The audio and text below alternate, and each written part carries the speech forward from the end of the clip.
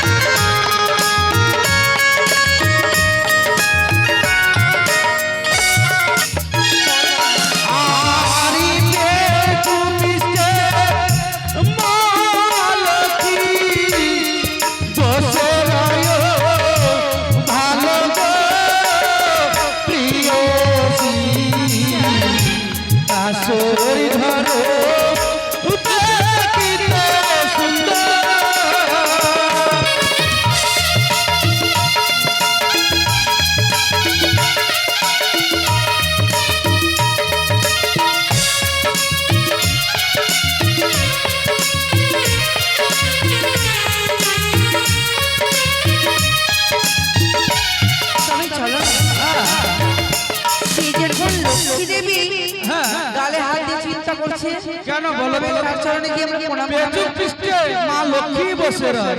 তবে এসো হ্যাঁ আমরা তার চরণে প্রণাম জানাবো। বেশ। তবে যখন আমরা দেব দেবীদের চরণে প্রণাম জানাবো, মায়েরা সবাই মিলে এবার উল্লেখ ধরে দেবে।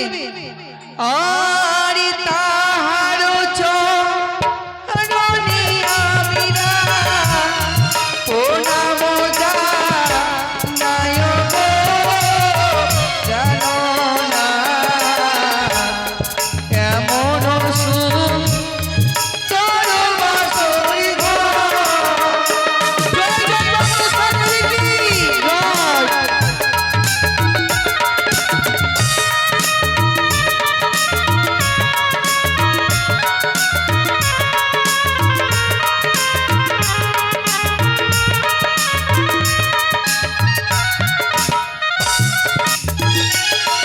আচ্ছা বলো না ওটা আবার কোন দেবী গো? দেখো বেগুলা, তোমাকে আগেই বলেছি পিয়সী 33 কোটি দেবী অঙ্কিত করে রয়েছে, বাহনে কে রয়েছে বলো, আমি কোন দেবী কোন দেবতা আমি বলে দেবো। আরে শিগালো বা হনে দেখি গো, বসি রয় ভালো গো প্রাণনা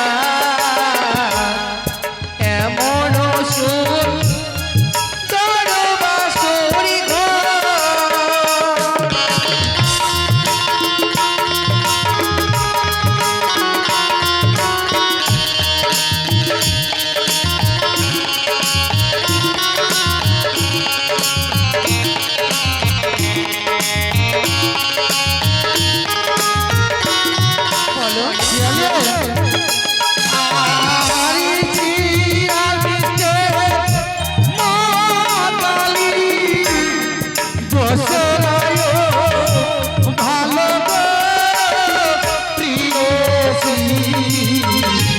বাসর